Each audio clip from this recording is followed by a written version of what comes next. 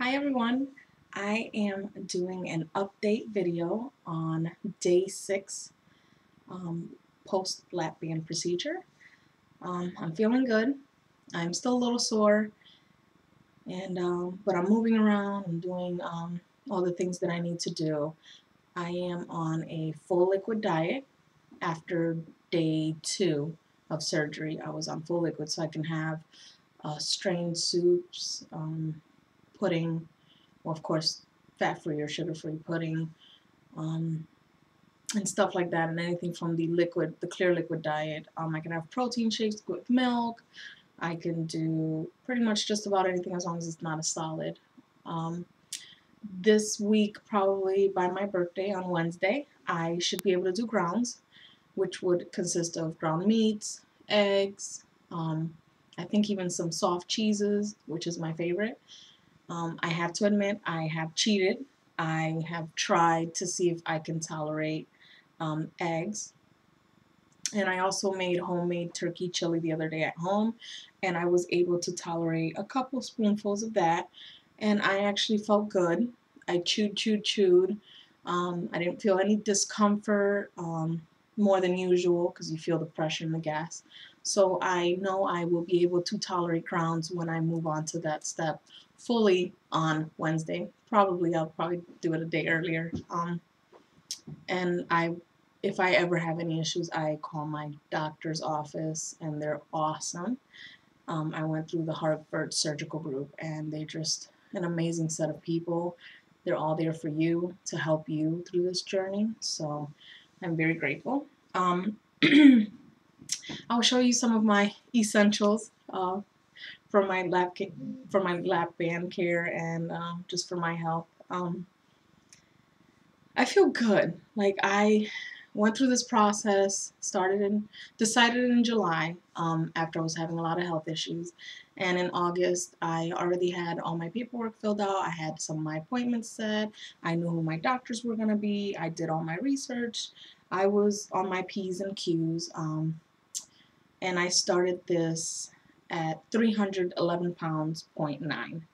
So that's a lot of weight for a girl that's 5'4" and that works in a hospital and needs to be running around nonstop sometimes. So it was taking a toll on my health, and I have a young daughter, and I'm only 28, soon to be 29. So I decided to make a change. Um, I cut out all the things I needed to cut out: carbs, definitely the soda. There's no soda in my house. If there is soda with, like, say, a takeout order, I try not to drink it. I mean, it's inevitable, but now that I have the lap band, that's a no-no, so I know. So I know better. So again, this journey's been a long one, and I've had the best of support, and I can't thank everyone enough for all the support that I've gotten from different states to down the street to, like, people I haven't spoken with for 4 years, and I'm very happy that everything's kosher per se. I've had people that weren't supportive, or I've had people that just haven't shown that much support, and that's okay. That's just weed them out, and you decide if you want to keep them in your life or not. So this is a big step. You need positive, positive, positive, and to heal. You cannot dwell on negative stuff, so be happy. I feel great. I'm walking around. I'm not running up the stairs, but I'm getting there. I was playing with dogs this morning. It was cold as hell outside, but I got their little adrenaline pumping, and then I let them back in, and I took Angie to school. So all in all, I'm doing great. I still feel some soreness, but I'm not taking as much of the Lortab that they prescribed me, which is a liquid version of, like, Percocet or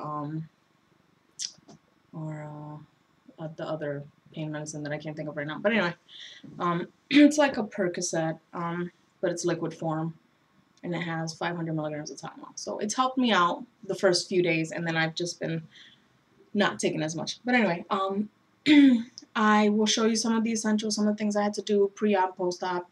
I had to change all my meds around, so the only pills that I really take that are crucial are my blood pressure medicine, which are small enough, and I took that the day of surgery with a little sip of water, and that's it. I had to change around my multivitamins and my vitamin D that I was taking, So I ended up buying Centrum chewables, which I'll show you right here.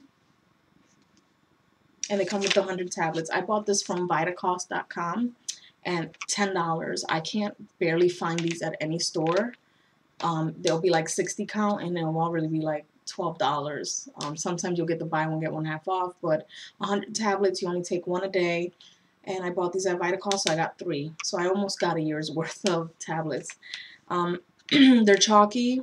They smell like the Flintstones ones from kids back in the day, but I don't know, they're just chalky. I can barely tolerate it, but I can do this once a day. I also had, excuse me, I also had the Walgreens chewables, calcium citrate and vitamin D, and they were 500 milligrams for one chalky tablet. I returned those when, I think it was on Friday, because as I chewed them, I was wanting to gag, and that's a big no-no when you have a lap band or any procedure, because you don't want to stretch the pouch more than it needs to be. So I was starting to get nauseous. Like the moment I would put it in, I'm thinking about it now and I'm not, you know, feeling it. So I chew it and I just get nauseous. So, excuse me, knowing that I did not get an invasive procedure, I opted for getting the chewables, which were cheaper, and I ended up getting the Walgreens calcium and vitamin D. I take 2 or 3 of these a day. They're about 15 calories. They taste like caramel. Excuse me. And they were buy one get one half off, and they're like $6 a piece. So all in all, this is a good deal. But because I take this with a meal, so like say I'm gonna eat, I'll eat it after I eat. So it can absorb a little better.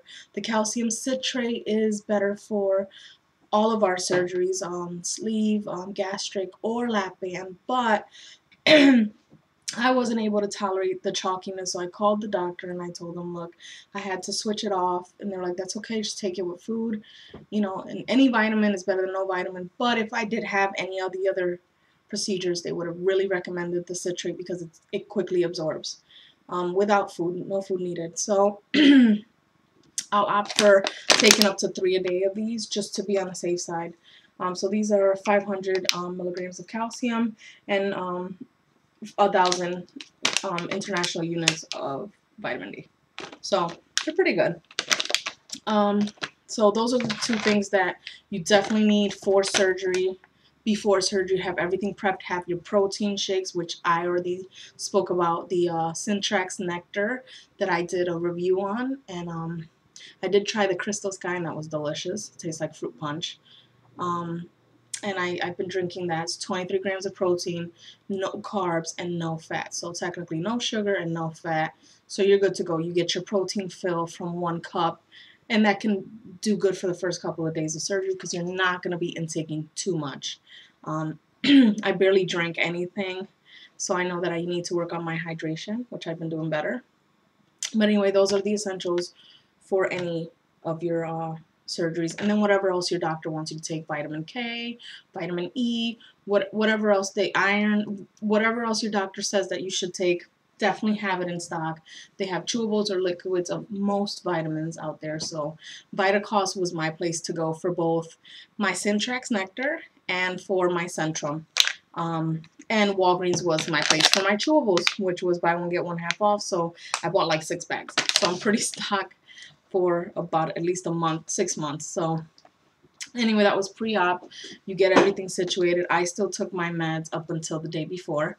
The only thing I took was my blood pressure medicine that morning, and that was it. The night before surgery and the morning of surgery, I had to bathe or wash from here to the bottom of my belly with HyboCleanse, which is it's an antibacterial, it's an antiseptic soap. So I'll show you the box. It's this right here. And your doctor might or might not make you wash with this, or they'll just tell you get some Dial and use some antibacterial stuff. So I use this, and it's pretty generic. This is old school. It's pink. It's very liquidy, so you can hear that. It's very liquidy. I've actually used this post-op. So my first shower, I could take a shower right away, so I did, of course. And I just wash from here down, try to be careful with the incisions, and just to be a little bit safer. And then I first wash with my regular soap, and then I wash with the Hyper Cleanse. So this is about $12. It's pricey, but you know, for your health, why not? If you can. If you can't, let your doctor know. He can tell you what you can use as an alternative, but they usually recommend this. So this is what I've been using up until then. I'll wash with my regular soap, and then I'll wash my stomach area with the Hyper Cleanse just to be safe. Now, the only thing I wasn't able to tolerate was Jello, which just made me nauseous for some reason or another, and me and Jello aren't getting along. Pudding, okay, and the chewable calcium citrate tablets. Those were the only two issues I've had. I didn't want any issues, but all in all, that was it. So I've been doing everything else, drinking fluids. Some people get constipation, some people get diarrhea, so you have to make sure you take enough fiber, which I've got this.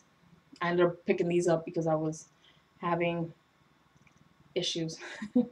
So I was like, let me just be on the safe side and take no more than 4 days. So you can take 2 in the morning and 2 in the afternoon or evening, or you can just take 2 a day and you get some calcium in. Normally I don't recommend gummies with these kind of surgeries unless you're extremely comfortable with chewing and not swallowing it, you know, whole. Because let's face it, some gummy bears or gummies go down whole. So you have to make sure you chew it because you'll feel it stuck. But so far I've been good. I've just chewed the heck out of them. So they're pretty good. You can also use the chalky ones. I heard those taste okay. I didn't want to risk it after the whole citrate stuff. So and also you can use a stool softener.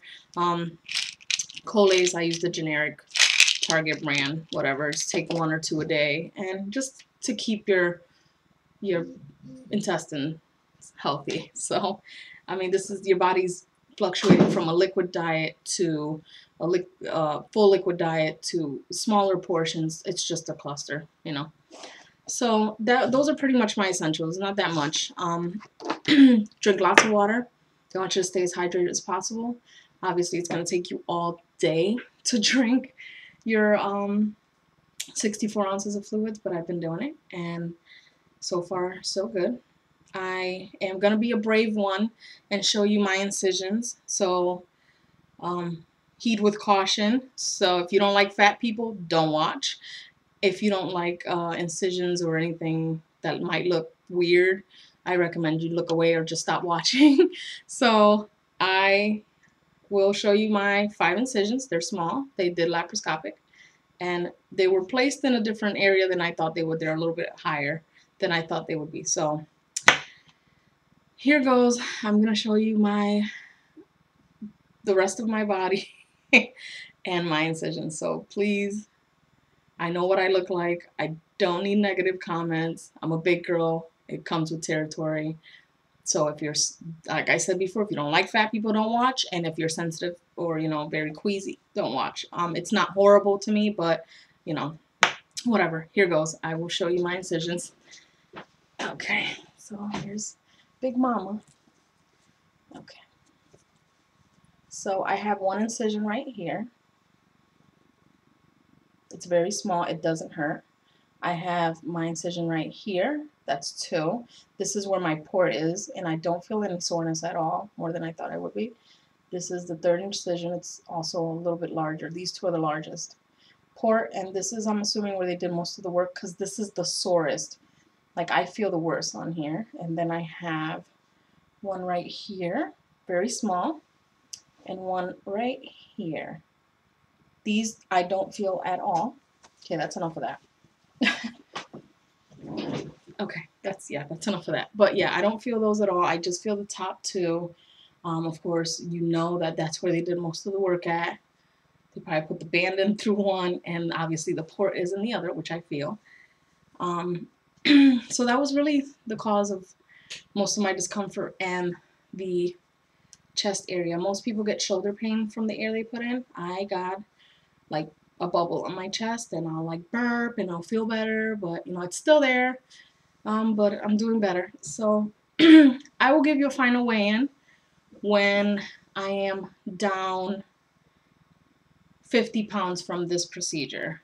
because I'm actually down quite a bit from pre-op diet and post-op. So I actually lost, I think I lost like 4 pounds post-op. So I'm doing good, but I want to give you the numbers when I have a nice set of numbers. So I thank you guys for watching. I'm sorry this video is lengthy, but it is an update. Day 6 post-op of lap band procedure. And I thank you guys for watching. Thank you.